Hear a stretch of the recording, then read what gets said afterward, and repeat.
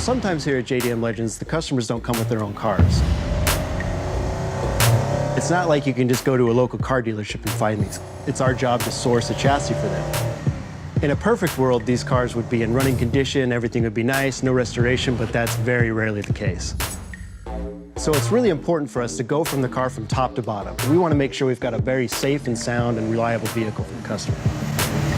This particular model is a 1972 Nissan Skyline GTX. Both of the GT and the GTX were 6-cylinder models, and that's important because the front of the car is physically longer than it is on the 4-cylinder model. The other thing the GTX had was dual carbs versus a single carb on the GT, so the GTX made a little bit more power. Our client here is Jeremy from Florida, where they've got 365 days of driving weather.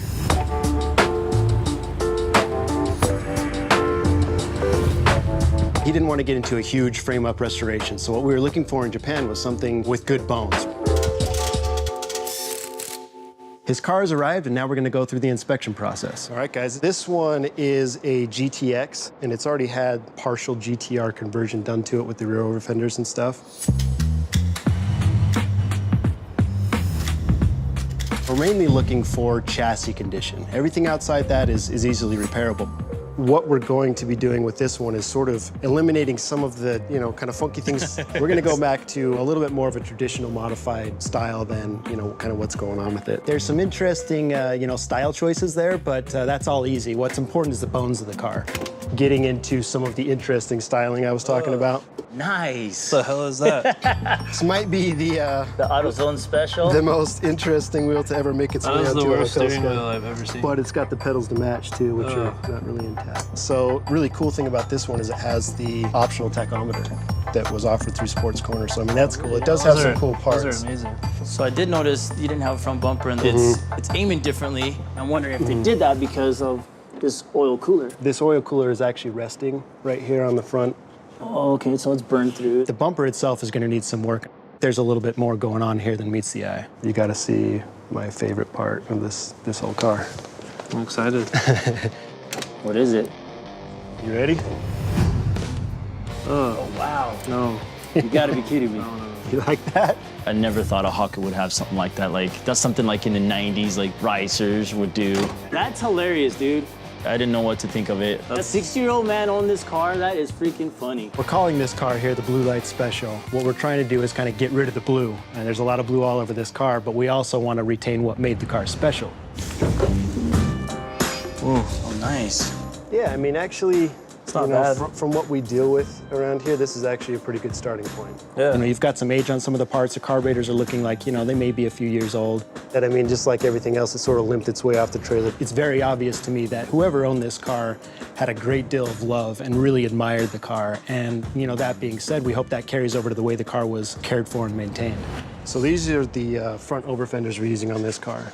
These ones look the best with the original, rear GTR style. Yeah. They're the thin style here, but it still allows us to put 8.5, 9-inch wide wheel up here. We'll cut the fender here, but we'll have you doing these trim black just like the rears. Oversized fenders and a little bit wider wheels and tires just gives it more meat, just gives it more like a muscle looking kind of just with attitude, So once you guys take those headlights out, are you gonna keep them since you like them that much? I was actually going to give it to my good friend, the garbage can. I definitely do not want to keep the blue LED lights. Okay, That's the cool. game plan. That works, awesome.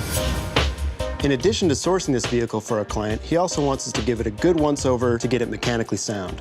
On the interior of this car, we're going to get rid of some of the unnecessary gauges, definitely get rid of that steering wheel, as well as the fake carbon fiber on the console. On the exterior of the car, we'll be relocating that oil cooler inside the engine bay. We'll also be rechroming the front bumper, as well as replacing the existing front spoiler with something of much better quality. In addition to that, we'll also be adding front over fenders, which will allow us to run a wider wheel and tire combination. And last but not least, those blue LEDs have to go.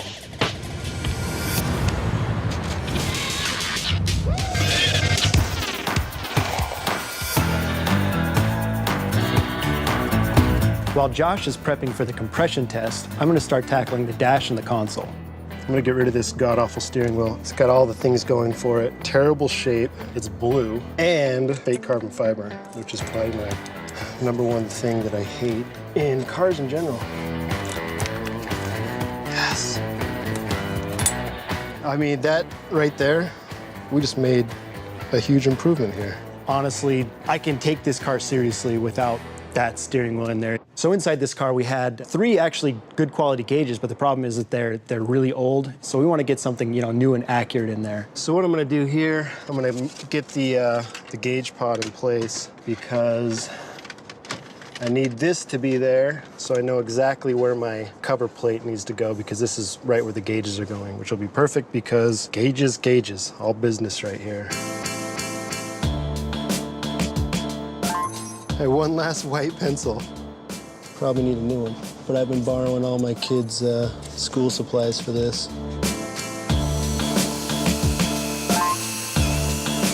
Whoa! That's why you put these things in a vise, kids. No harm, no foul. Luckily, it's only plastic.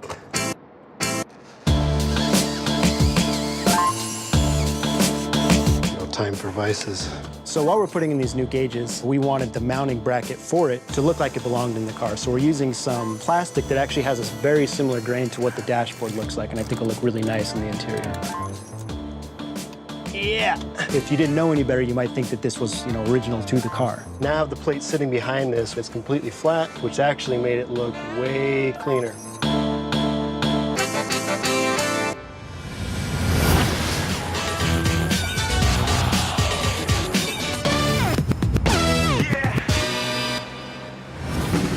One kind of really cool thing about this cluster is it has a really super rare optional tachometer that you could only get through what they would call Nissan Sports Corner back in the day. This was something that was offered during the 70s as an optional upgrade. Really, really rare part, and it's just one of those, little pieces that really make this particular car unique. This is where the factory clock goes. In the gauge cluster portion of it, somebody has removed that beautiful factory clock and then put in the vacuum gauge. So that's another part we'll be taking out and trying to get back to stock. I just so happen to have a spare cluster here that I'm using for parts, so we're gonna pull out the clock from this one, get it back in there. The clock is an important part of this build, partially because we want to have it be original inside the car. Fine looking cluster, man. Wow, looks good. And now he gets to enjoy the, I still love that tag. the tick, tick, tick, tick. Constantly. We update the lighting in here to be LEDs like what we've got in the gauges themselves. We should have a little bit more of a uniform lighting between the two. It's gonna be all new territory here. We'll see what they look like when we get the battery in the car, get the cluster in. We've got a little bit of cleanup to do here, obviously, but it's a fine looking cluster. Get them cleaned up and get them in the car.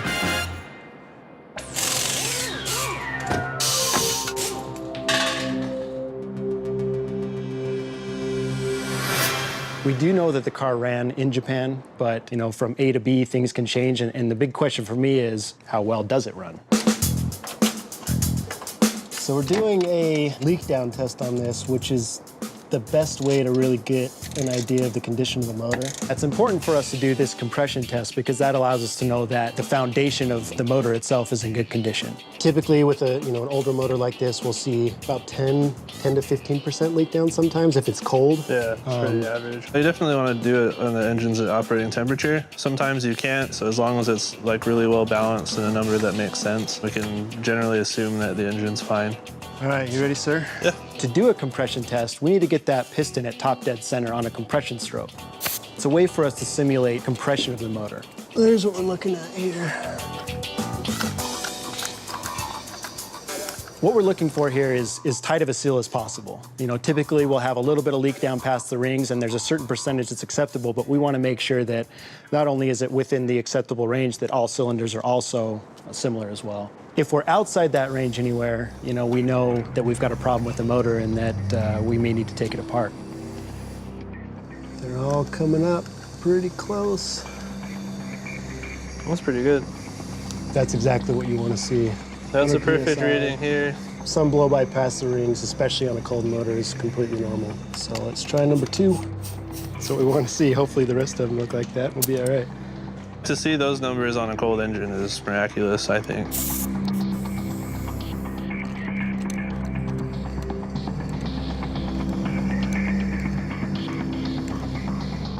Yeah, Exact same. exact same. Cool. Check out this. 2 down, 4 to go.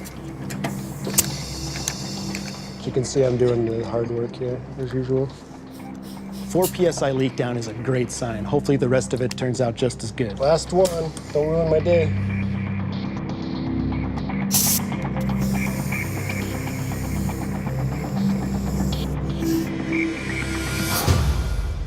Checked it.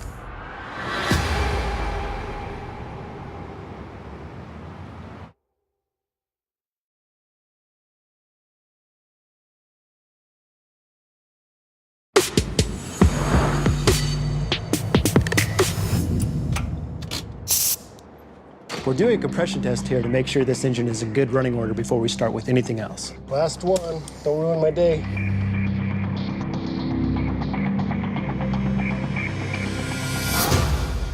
Checked it. It's a little tricky to get some of these pistons at the exact top dead center, and if you're off just a little bit each way, it'll spin the motor. So what happens when you're not quite at top dead center? So we're gonna reset the piston and start again.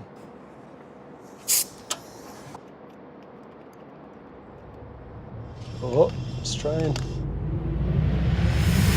Wow, it's good. Crazy.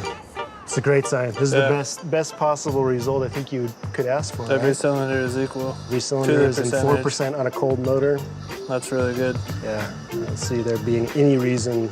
To pull this apart. Pull this for motor anything. apart. Yeah, that's fine. Looks like we've got ourselves a good, solid, healthy motor. All right, let's take a picture here. Now we just have to worry about everything else outside the motor. So next is making sure the carbs are up to spec and then get all the wiring taken care of. We'll do the new ignition system. Some more cleanup, then some more cleanup after that. And hopefully we'll have ourselves a good running car here. Ooh. Yay.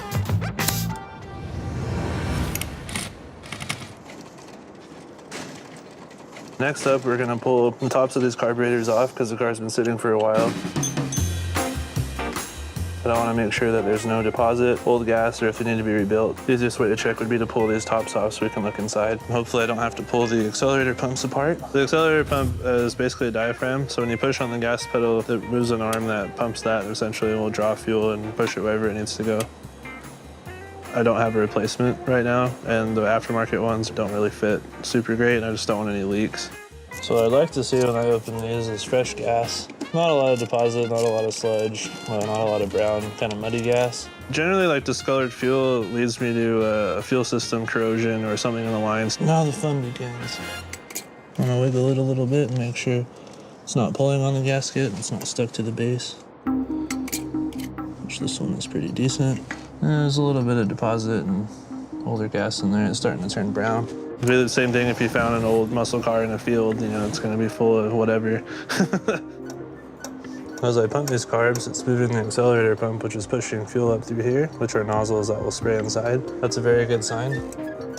I'll suck out as much fuel as I can and try and get some of that deposit out. Oh yeah, a lot of that deposit sucks right up. Yeah, all the stuff, unfortunately, resides at the bottom. Check this out. It's not a random drug test. That's good. This is pump 91 octane, Okay. and this is what I pull out of those carbs. Yeah, it's a little brown. A little bit of rust in there, huh? So rusty, old, smelly gas is really nothing new for us here, depending on how long the cars have been sitting. This is not whiskey.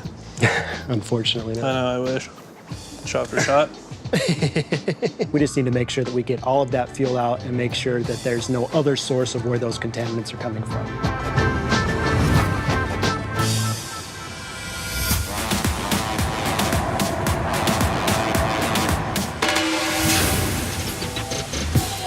Well, the cars we work on here at JDM Legends are very specific. You know, we can't usually go to the local parts store and find what we need. So we source parts from all over the country, mainly Japan. And when they come to us, they come in big shipping containers.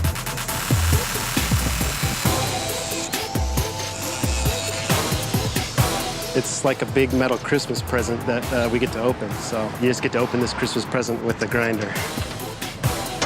We're always hoping for the best, but you never really know what you're gonna get. And the only way to know is to really get into it and see what we're dealing with. Ooh, nice. That's what we ordered. This is cool.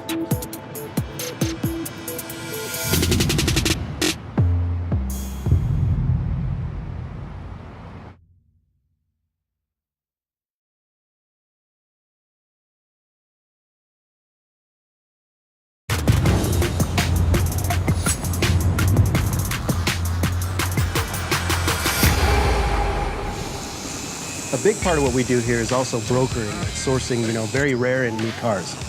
This process can be a little dicey at times because, you know, we come across a lot of issues right off the bat. Ooh, nice. That's what we ordered. So the previous owner we sourced this car from actually runs a shop in Japan that specializes specifically in these early 60s Nissans. And it's not hard to see that this was truly his pride and joy. Such a cool car. This is a 1967 Bluebird Triple S.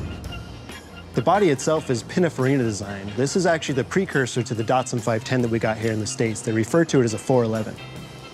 It's an old restoration, but the shop that built it, Autoshiro in Japan, they do these Bluebirds so perfectly.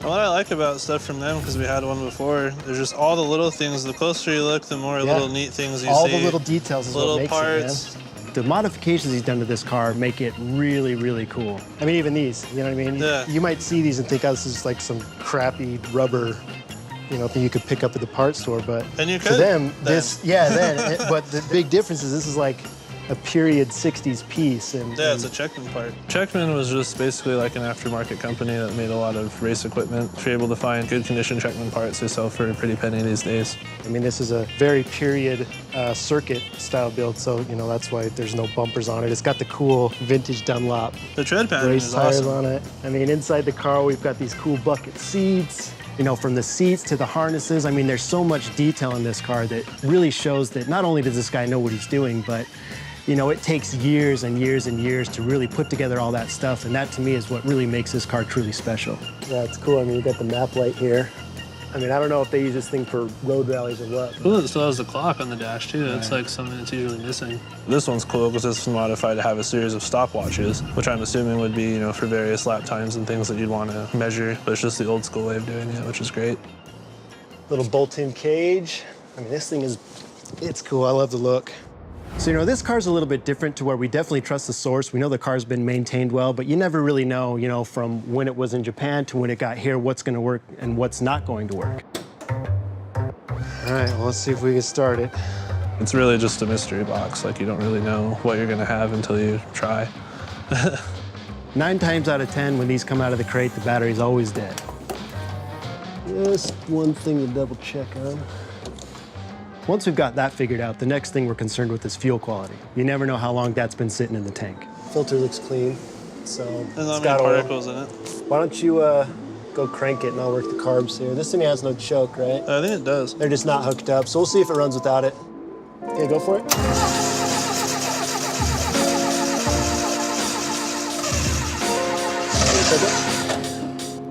Hold on just 1 second. We're gonna hold the chokes open, see if that might help. It's very rare that the car runs at all when it comes off the crate without, you know, having to do a major amount of work.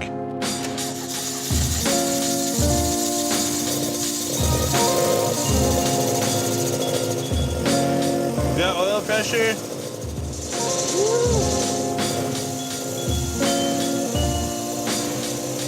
It runs. It actually ran fairly well here, so that was very nice. Actually seems pretty quiet. No dummy lights on? No, it's like pinned there. I don't even know if it works because it went past the range. So Oh, it did, but it did move? I would assume that it doesn't work. That went pretty easy. Yeah. Wow. That's good. The great thing about this car is we knew the owner history, and the previous owner, being who he was, took excellent care of the car. Cool thing about it is, like, you know, it's a little rough, but mechanically it's great. I like that. All the fluids are inside, so that's good. We're gonna do a quick light test on it so we make sure we at least have brake lights. Yeah. You know, we're not doing a full restoration on this car. We just basically want to make sure that it's got, you know, everything that it needs and everything functions properly enough to get it basically out of our shop and onto the trailer where the customer can take on the rest of the restoration himself. Good? Good? Ready? Yeah. Yeah. Yep. Okay. Take it for a little spin. We really want to get it on the road, not only so I can see if it runs, I really want to get behind the wheel of this thing. Got brake pressure, that's good. Good thing to have when you're driving a car, right?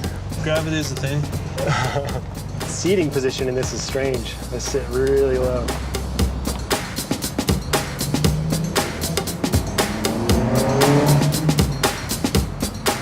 Not too shabby. No, I'm thoroughly impressed. Just, you know, the first impressions and everything else considering, you know, this is a very good car. Yeah.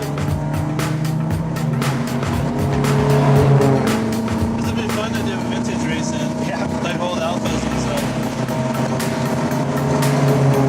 I'm impressed for a 60s 1.6 liter. You know, getting behind the wheel of this car was great. I mean, everything worked exactly as it should. I mean, this car is super, super cool. This car was a perfect situation where, like, I've seen what these guys can do with these cars, and I trust the source because I've seen the work. Definitely makes our process a little bit easier. It's cool, man. Needs a little bit of work, but it's definitely a cool car. I'd take it for sure. I'm gonna need the jaws of life to get out of here. Gotta pry Josh out of that seat. Oh, Jesus. Yeah, dude, I love it. Yeah, it compressed my hips a little bit. It was great. The car is awesome, though. I mean, everything functioned exactly like it should. It's an amazing car. I think the customer's gonna be really, really happy with it.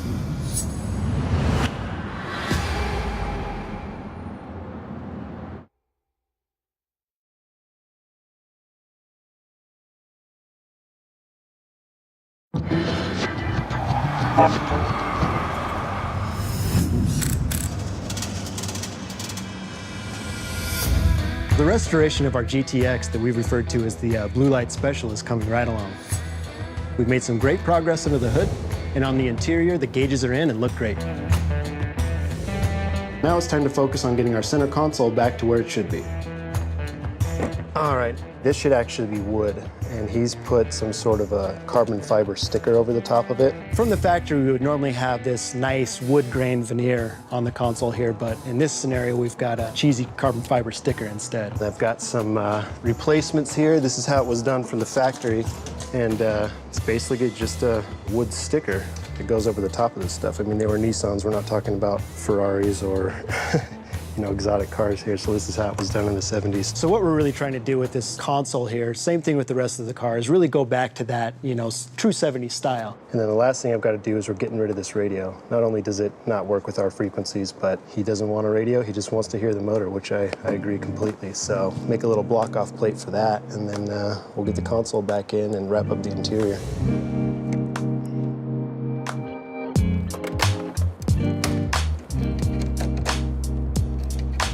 The reason I like these 70s cars is because of some of this stuff, you know, your cheesy wood stickers and that kind of stuff. Throwing new things at an old car kind of defeats the purpose of having an old car sometimes. You know, when you're talking about modern updates that are going to make it more reliable or make it faster, that's one thing, but when you're talking about, you know, fake carbon fiber stickers, it just cheapens it, I guess.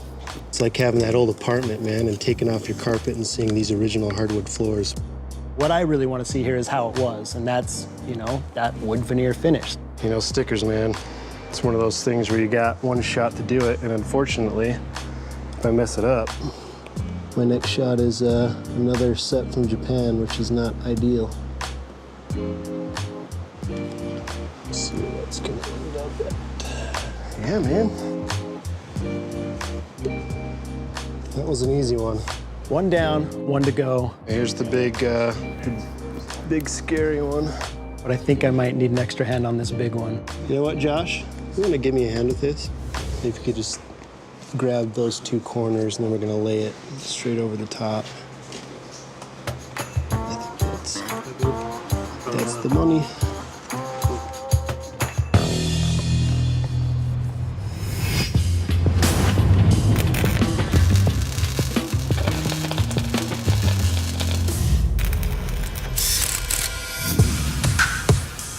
Since we're doing the front flares and everything else, we want definitely a wider front wheel, and you also wanted a color change. So we're just doing a wider R-type in a gunmetal color. Fills up the wheel well better, doesn't look awkward with flares. So they're a good fit for the car. Our front over fenders and new front spoiler just showed up from Japan, so we're going to mock it up in place and make sure everything fits like it should. Do you want to get some of the blue tape? Yep. We'll tape where this sits, and then I'll start drilling all these holes. The mock-up on these over fenders and front spoiler is crucial, and the reason being is, you know, every little part we find needs a little bit of finesse to fit exactly right. So while Josh tapes up the front fenders to protect him in the mock-up process, I'll be drilling out the mounting holes in the over fenders.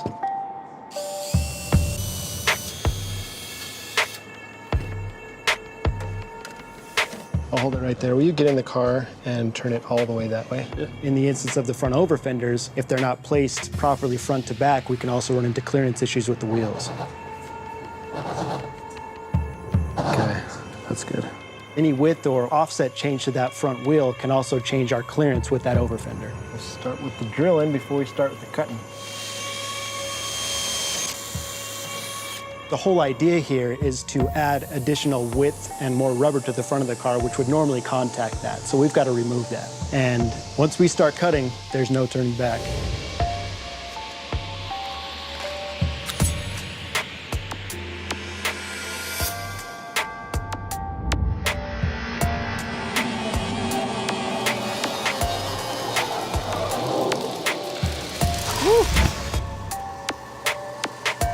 So I make a few passes on these and go slow because we're not repainting the whole fender.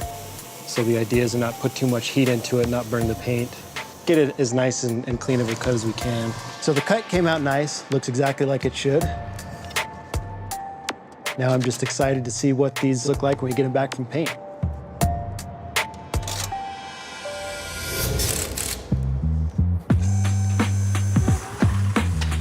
I think looks good, right? Yeah, it looks good, man. There's definitely more room. You can do a wider tire, but it's definitely safe there. Yeah.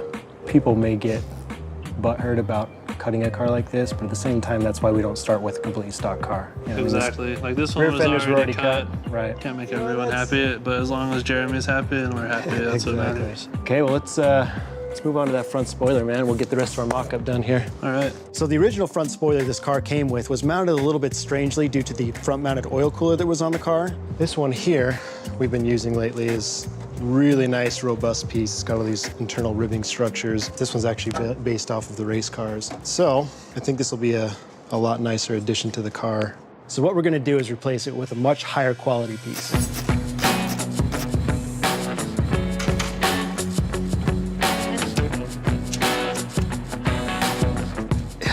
It's gonna look so much better though. Generally, I like to use a button head hardware just because you can, remove it easily. It's not permanent like a rivet, but it has kind of a rivet-like appearance. What do you think, man? I think it looks pretty good. Nice chiseled job there.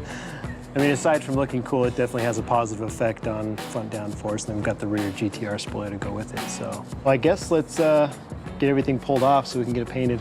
Okay. So I got everything off the car and ready for Mauricio. Another great day in paradise, huh? It's like everything's already been test fitted. Yep, everything's So test we don't have fitted. to worry about anything. The holes have been enlarged, everything's been ready to go. Cool.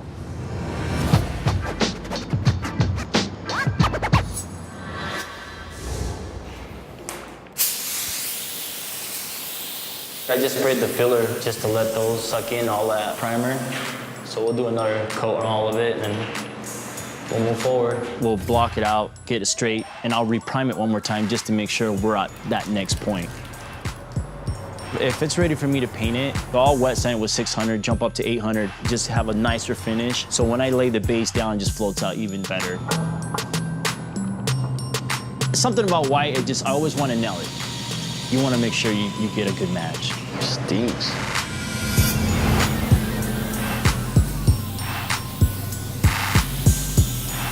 I just zone out when I'm in the booth. I just want to make sure whatever I spray, it comes out nice. We had to address the imperfections on the rear ones. If it is not straight, it doesn't matter how good of a painter you are. I think they turned out awesome. Everything floated out real nice. I'm happy.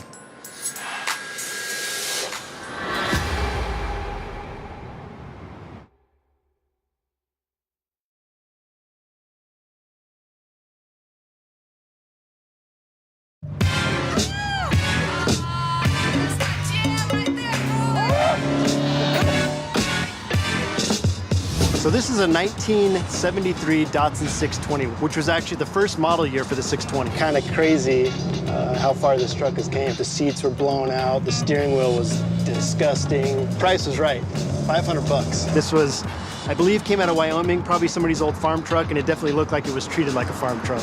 This side exit exhaust probably isn't the most practical idea, but sounds cool. My kids have named it Chancho, and I think it's pretty fitting for what he is. Every little part of this interior kind of tells a story. You know, this little coin I have in the shifter I got from the trip to Japan. The headliner was a blanket I used to use with my babies when we go to the park. It actually had some kind of cool patina, so we didn't really have to worry much about the exterior. But Oh no, so it has a good look to it. when I first got it, it had an L16 in it. And we got the L18. I scored on that Triple S head. Cool thing about this truck to me is it's one of the first vehicle here I ever worked on. Yeah, we had an electrical problem with the distributor, Yeah, and you came and got that worked right out. that fired right up. That was a good time. And after that, I was like, damn, this dude's pretty smart. We should bring him on, and makes this truck kind of special to both of us in that way. Yeah, that's cool.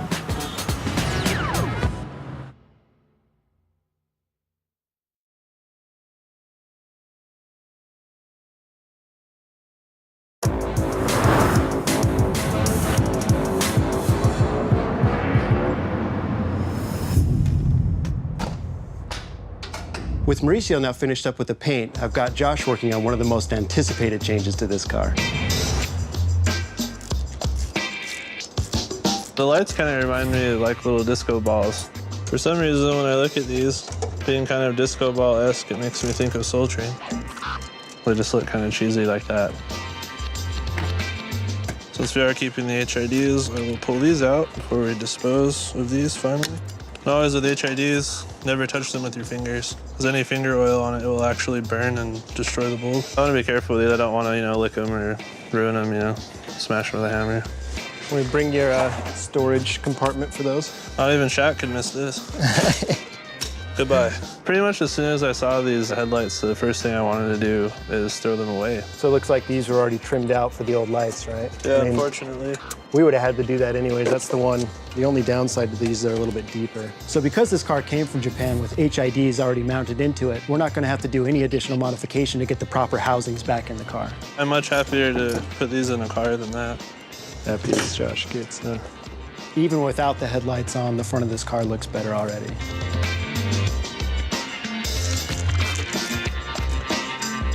No more Soul Train. Getting these blue halos out of the front of this car, feels great. Yeah, that looks nice. They look better already without even having the lights turned on. A little modern, not too overly modern. That should definitely not be blue.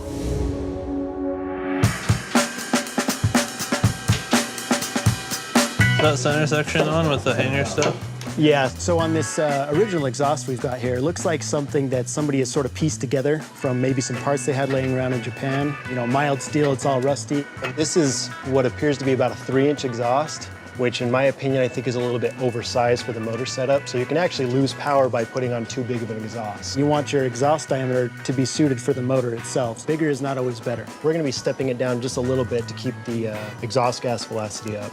And You can see where it's been making it look better. banging on the road over Yeah. the years. It also has more blue on it. Shocker. So when people have like titanium exhausts and things like that, nature, they like the burnt end finish. That's kind of more of a period thing, like late 90s, early 2000s, really into now. Let's get it out of here, man. See if how long it's been on the car for, if these bolts want to come off. It looks good on certain applications, but others not so much, this one included. definitely not the easiest hangers to get off. Those are those dumb ones with the lips, huh? Yeah. Yeah, I don't like that.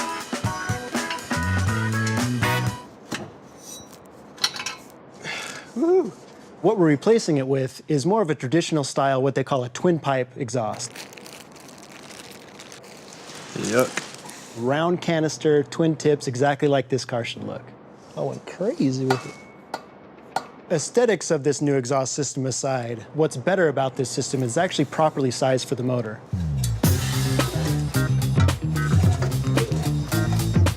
So, just like last time, for some reason, They're giving us a sedan we're getting exhaust. four-door exhaust.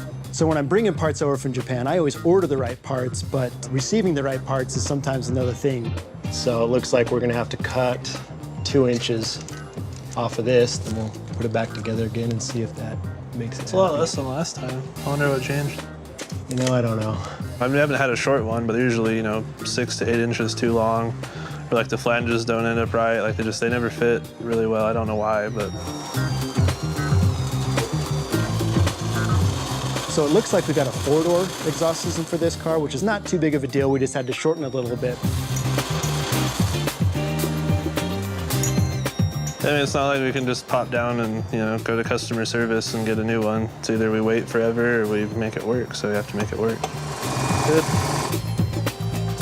That's gonna work, man. Okay.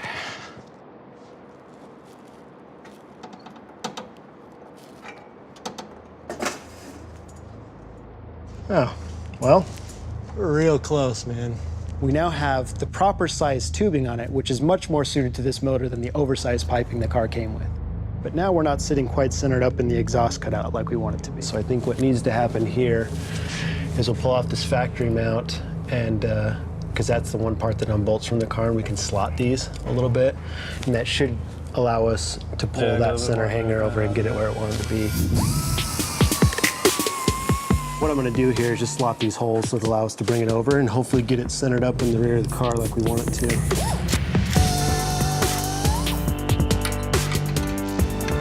You're gonna love this. At the end of the day, no matter how minor or major, you know, it's the details. If you spend time with it and, you know, make everything look how it's supposed to look, it's a job well done. Good. So not only does it look better, but it's actually gonna perform better as well. It's good. Hell It's yeah, gonna man. be Marked out. Nice. Well, that was easier than cutting and welding like we always have to do, so. It really looks High nice. five for simplicity.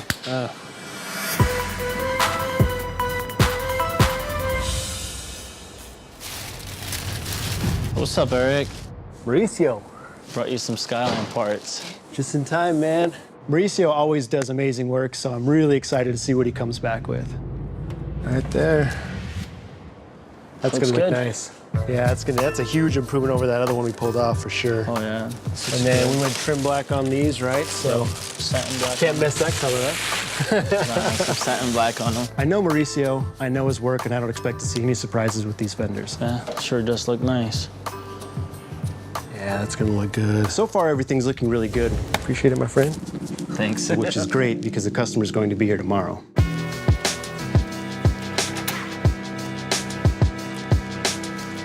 We've got the over fenders mounted to the car and the front spoiler mounted, and so far everything looks really good.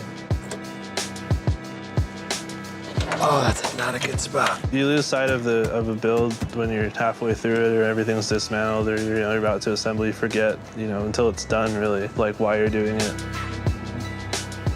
Okay.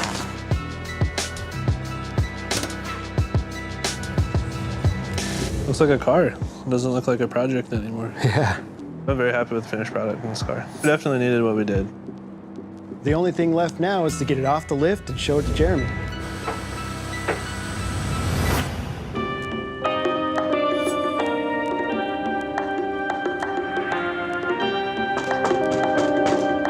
Konnichiwa. Today we get to see kind of the finished product. I have a pretty good sense of what I'm going to see today, but you know, seeing it in person is a totally different thing.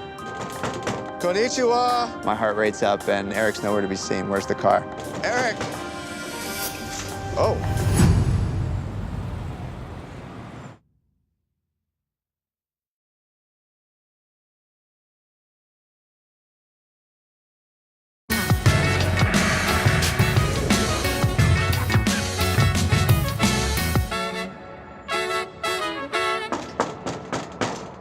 Konnichiwa.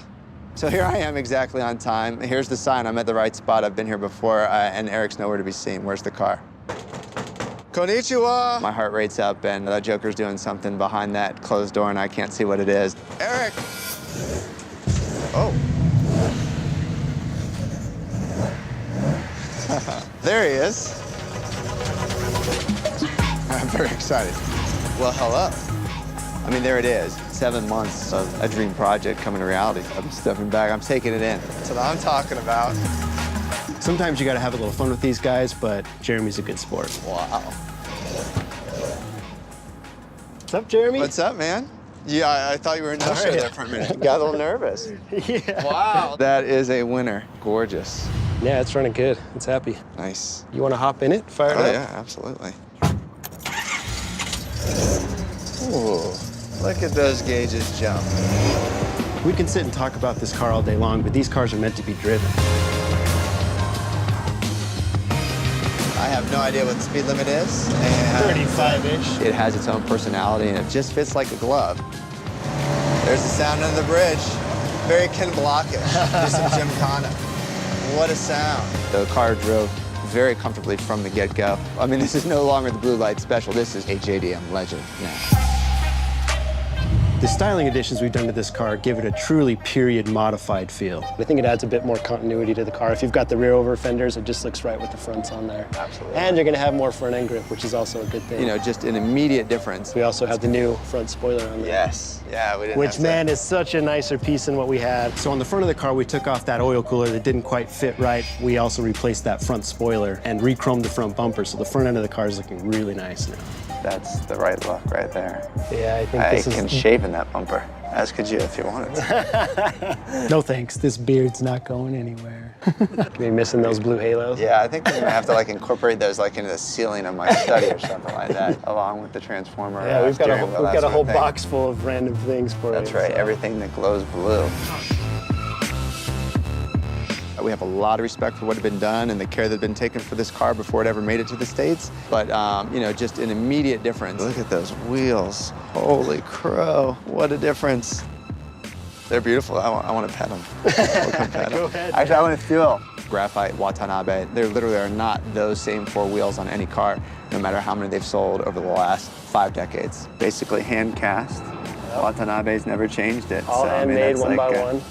To touch one in person, it's beautiful. Absolutely beautiful. We're talking very subtle changes of a couple of inches, but a completely different kind of growly stance. The afterburner is gone, and we have the Yes. age-appropriate dual exhaust. Yeah, I think that Can't one wait to looks right. actually hear that from behind.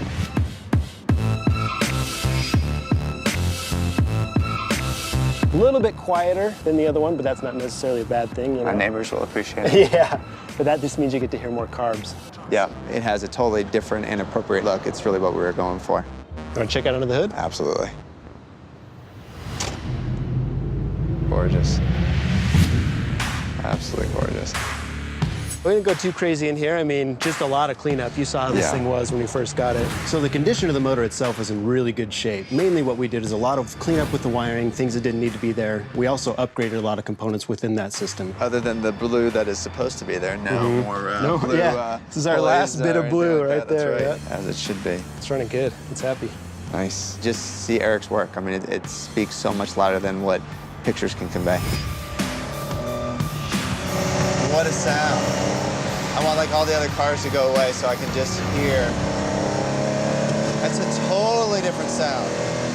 That interplay of getting to hear the carbs over the exhaust is really kind of much more of a visceral experience. The carb sound is almost better than the exhaust sound, so it's like it's kind of cool to have a little bit of a quieter exhaust so you can hear that. The driving experience with these cars is truly unique. I don't know how else to put it, but it's like a, you know, a symphony to the ears. Wow.